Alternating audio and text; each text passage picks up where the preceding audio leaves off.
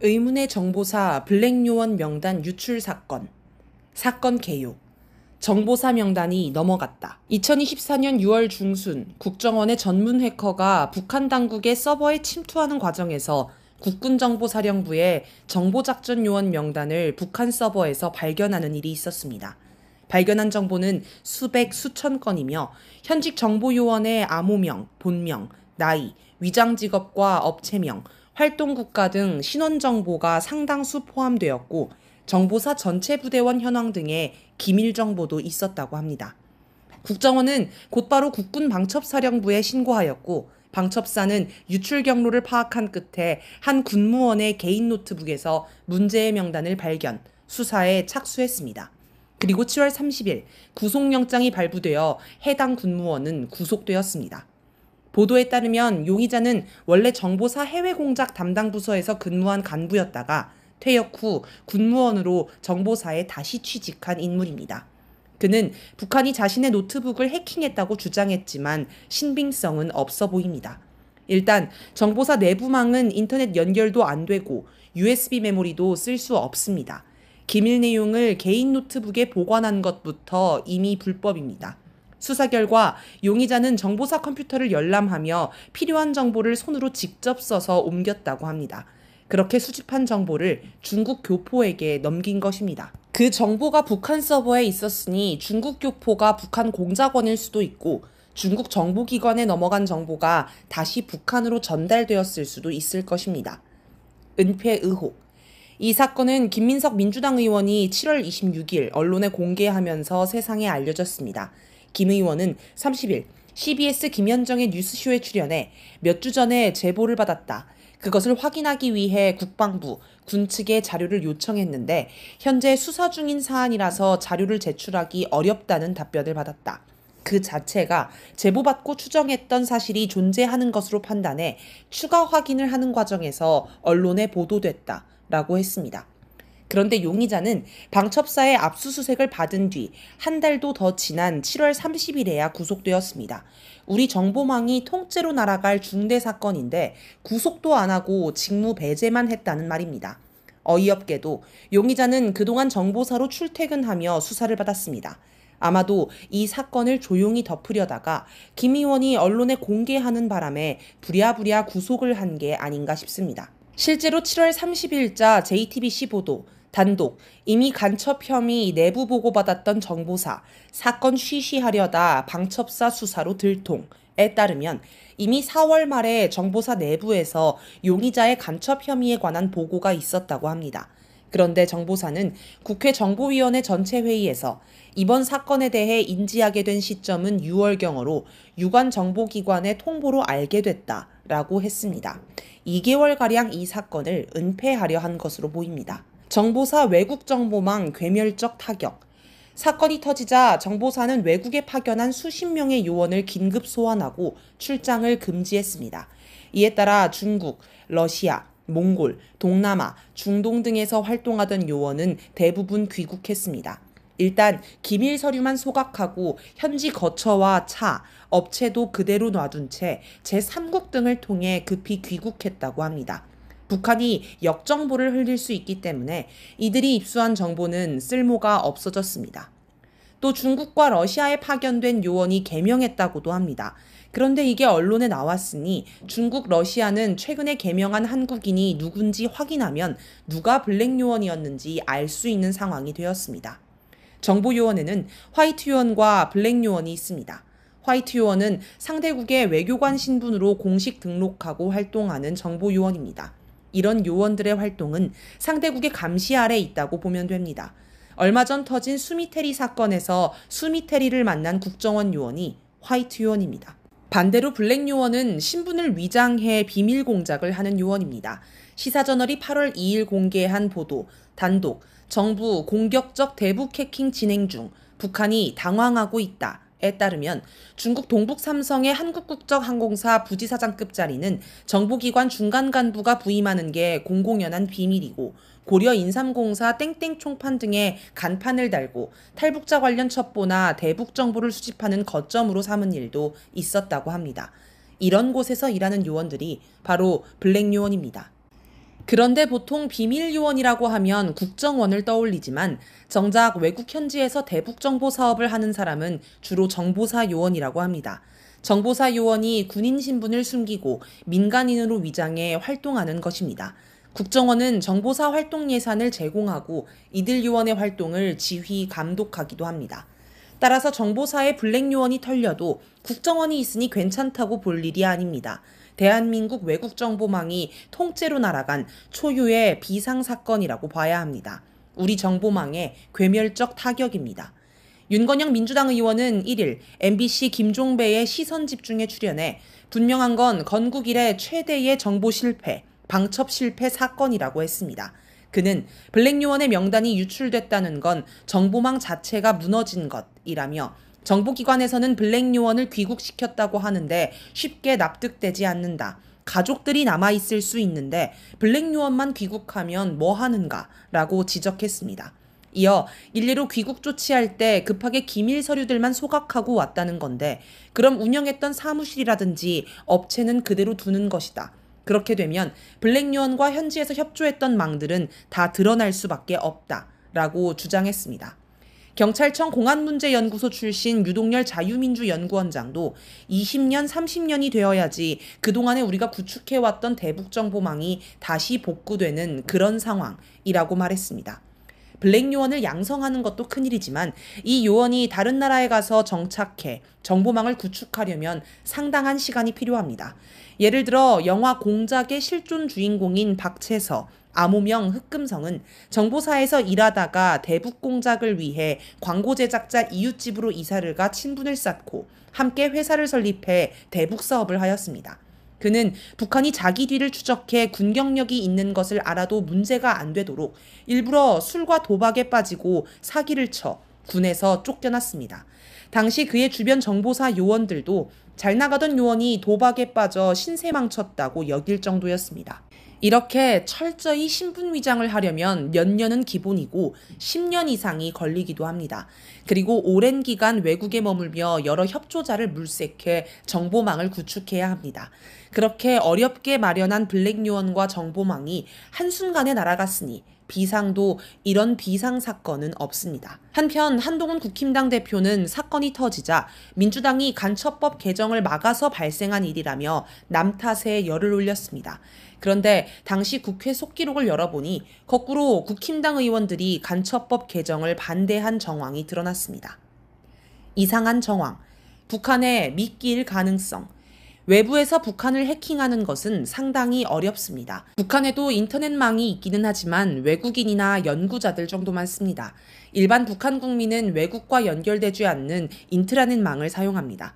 북한 정부기관 등도 모두 인트라넷을 씁니다. 따라서 북한에 직접 들어가 해킹하지 않는 이상 북한 당국 서버를 해킹하는 건 불가능하다고 합니다.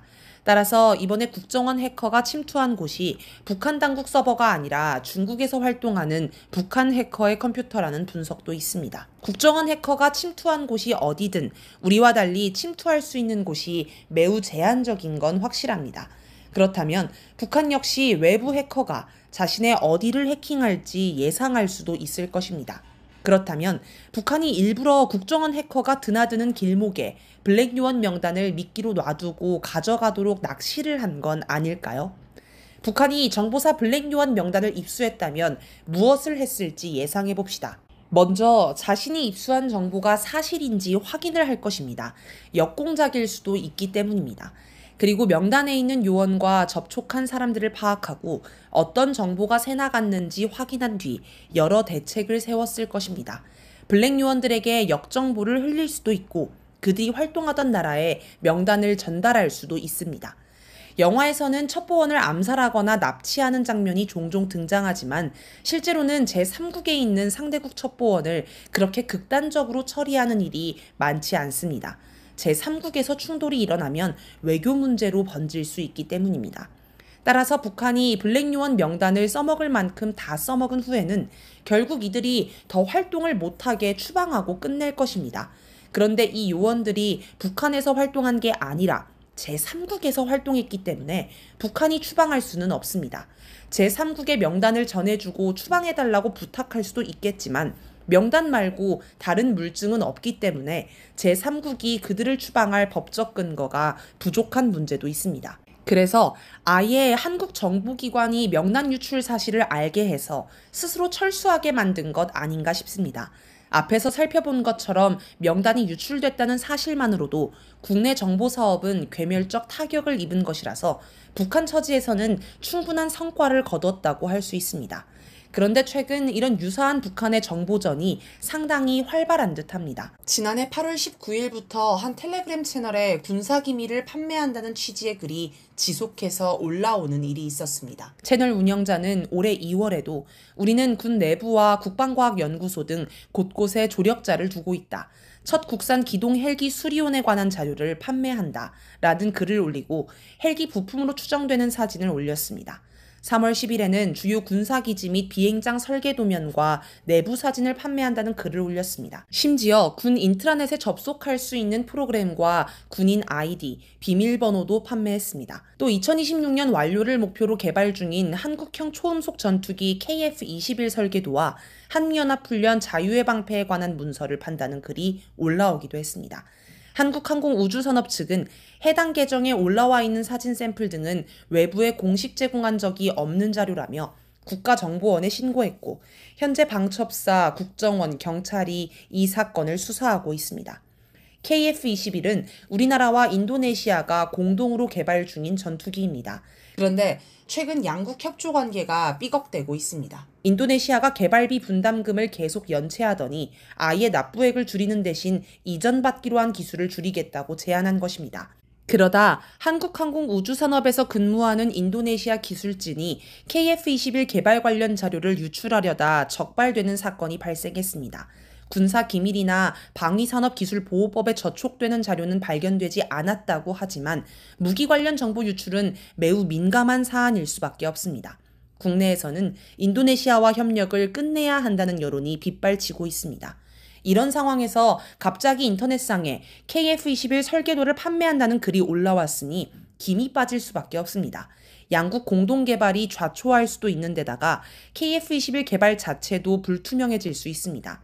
외국의 사례도 보면 거액을 들여 전투기를 개발했다가 판매할 곳을 못 찾아 결국 사업을 접는 일이 없지 않습니다. 게다가 앞서 한국항공우주산업이 유출된 사진을 두고 외부에 공식 제공한 적이 없는 자료라고 했는데 그렇다면 어딘가에 비공식적으로 제공한 적은 있을 수 있습니다. 그런데 그게 유출되었으니 그 나라와 우리의 신뢰관계는 깨졌다고 봐야 합니다. 한편 올해 3월 28일 러시아 정보국 브로커라며 텔레그램으로 접근한 인물에게 2급 군사기밀 등을 12차례나 보낸 30대 특전사 대위가 적발돼 징역 10년과 벌금 5천만 원을 선고받기도 했습니다. 이런 일들의 배후에 북한이 있을 수 있겠다는 생각이 듭니다. 미국이 오래전부터 북한의 해킹 기술이 뛰어나다는 평가를 해왔고 아무래도 북한이 한국을 주적으로 규정하고 있기 때문에 이런 식으로 우리 군을 혼란에 빠뜨리는 정보전을 할 가능성이 있습니다. 누가, 왜 제보했을까? 김민석 의원은 누군가의 제보를 받아 이 사건을 알았다고 했습니다. 그럼 대체 누가, 왜 제보했을까요? 일단 이 사건을 알고 있는 곳은 정보사, 방첩사, 국정원, 대통령실 등 4곳뿐입니다. 대통령실이 야당 의원에게 이런 중대 사건을 흘릴 이유는 없으니 결국 정보사, 방첩사, 국정원 3곳으로 좁혀집니다. 국정원 해커가 북한 서버에서 명단을 찾았을 때 당연히 국정원장에 보고했을 것입니다. 그리고 국정원장은 윤석열 대통령에게 보고했을 것입니다. 또 이 사건을 수사할 방첩사에도 정보를 넘겼습니다. 그런데 앞서 살펴본 것처럼 이 사건은 김 의원이 언론에 공개하기 전까지 제대로 수사하지 않고 덮는 분위기였습니다. 이런 중대 사건이 알려지면 많은 사람들이 징계를 받는 건 물론이고 대통령 지지율도 떨어질 거라서 그랬을 것입니다. 이런 판단과 지휘를 할 수 있는 곳은 대통령실밖에 없습니다. 그런데 이 상황을 지켜본 누군가가 이래선 안 된다고 여겼을 수 있습니다. 그 사람이 정보사 소속일지, 방첩사 소속일지, 국정원 소속일지는 알 수 없습니다. 아무튼 이 사건을 제대로 수사해야 한다고 상부에 건의했을 테지만 대통령실의 지시가 있었을 테니 묵살당했을 것입니다. 묵살로 끝나면 다행이고 오히려 좌천이나 징계가 있었을지도 모릅니다. 우리는 이런 비슷한 일을 이미 2번이나 목격했습니다. 최혜병 사건을 수사하려다 대통령실로 추정되는 곳에 외압을 받아 결국 징계의 사법 처리까지 당한 박정훈 대령. 마약 밀수를 도와준 세관 직원을 수사해 경찰청장의 칭찬까지 받았다가 대통령실로 추정되는 곳에 외압을 받아 수사팀이 해체되고 수사에서 배제된 뒤 징계를 받은 영등포서 백혜룡 경정. 이런 일이 정보기관에서 또 일어난 게 아닐까요? 그래서 나라의 정보망이 괴멸하는데 이를 덮기에 급급한 모습을 보며 분노한 누군가가 이 사건을 야당에 제보했을 수 있습니다. 나름의 애국심에서 한 행동인 것입니다. 한편 김 의원은 지금 민주당 최고위원 후보로 출마해 경선을 진행 중이며 이재명 당대표 후보의 선거운동 총괄본부장을 맡고 있습니다. 이재명의 측근이며 민주당의 실세 가운데 하나로 볼 수 있습니다. 그래서 김 의원을 선택한 것으로 보입니다. 어쨌든 이번 사건이 수미테리 사건과 비슷한 시기에 터진 것도 수상합니다. 대체 6, 7월에 한반도에 무슨 일이 있었던 걸까요? 국정원의 성과? 앞서 소개한 시사저널 보도를 보면 이번 사건이 국정원의 공세적 사이버 방어 작전을 통한 성과라고 설명합니다. 윤석열 정부가 연초부터 공을 들여온 공세적 사이버 안보 전략이 빛을 발했다는 것입니다. 나아가 이번 사건으로 가장 놀란 건 북한 당국이었을 것이라며 상당히 자랑스럽게 설명합니다. 지금 한국 정보망이 괴멸적 타격을 입었는데 그러거나 말거나 국정원이 성과를 올렸으니 쾌거라는 건데 어이가 없습니다. 마치 남편이 부인을 건강검진 받게 했다가 말기암 판정을 받았는데 자기 덕에 암에 걸린 걸 알게 되었다며 동네방네 자랑하는 꼴입니다. 누가 이런 내용을 기사에 담도록 했을까요? 아마 제보자의 반대편에 있는 사람일 것입니다.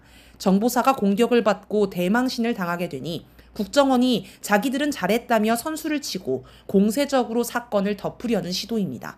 정보사 처지에서는 상당히 기분이 나쁠 것입니다. 그런데 혹시 북한이 이것까지 노린 것은 아닐까요? 국정원과 정보사가 서로 갈등하고 적대적 관계가 되도록 만들고 정보기관 안에서 이 사건을 덮으려는 세력과 제대로 수사해야 한다고 여기는 세력이 서로 싸우도록 만드는 것까지 다 계획했을 수 있습니다. 이번에도 부끄러움은 국민의 몫인가? 국가 위기. 윤석열 정권 들어 국민의 생명과 안전을 지켜야 하는 국가기관들이 모두 위기에 빠졌습니다. 먼저 군대가 위기입니다. 최혜병 사건으로 군대의 사기는 땅에 떨어졌습니다. 거기에 군의 허리인 중간 간부가 대거 군을 떠나면서 훈련도 정상적으로 할 수 없는 지경에 이르렀다고 합니다. 검찰도 위기입니다. 윤석열 정권이 검찰 독재를 펼치지만 검사 내부에서 반대 목소리가 나오면서 일부는 야당 국회의원이 되었고 또 검찰 안에서 검찰총장이 같은 검사에게 왕따를 당하는 등 갈등이 심합니다. 또 김건희 황제 조사로 위신이 땅에 떨어지기도 했습니다. 경찰도 위기입니다. 예산 부족으로 출장비와 초과 근무 수당을 받지 못하는 일이 생기면서 경찰 내 불만이 커지고 있습니다. 앞서 언급한 영등포서 백경정 사건을 보면 이런 식의 수사 개입이 비일비재할 듯합니다. 사명감이 있는 경찰이라면 분노하지 않을 수 없습니다. 이처럼 국가 주요 기관이 위기인데 이번에 정보기관도 박살이 났습니다. 참으로 큰일입니다. 북한은 무슨 생각을 할까? 지난 7월 25일 도널드 트럼프 미국 전 대통령이 친팔레스타인 시위대가 성조기를 불태운 사건을 두고 수치스러운 광경이었다며 김정은 국무위원장이 우리를 어린애로 보고 있다라고 주장했습니다. 북한이 미국의 정치 혼란을 비웃을 거라는 얘기입니다. 그럼 이번 정보사 블랙요원 명단 유출 사건을 두고 북한은 한국을 어떻게 볼까요? 왠지 비웃는 정도를 넘어설 것 같습니다.